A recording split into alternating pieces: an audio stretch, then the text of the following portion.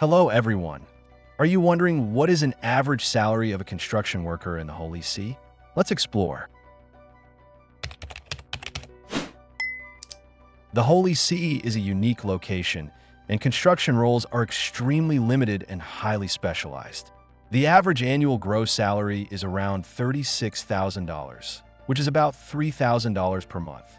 After taxes, that becomes about $28,000 per year, or $2,300 per month.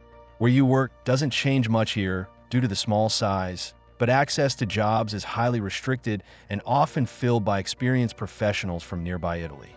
Those with higher qualifications or special permits might earn more. Entry-level workers are rare, but someone with expertise could reach over $40,000 per year.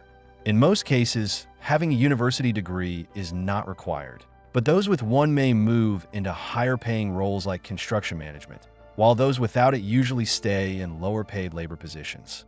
Please like the video and share your salary in the comments. Thanks for watching, and see you next time.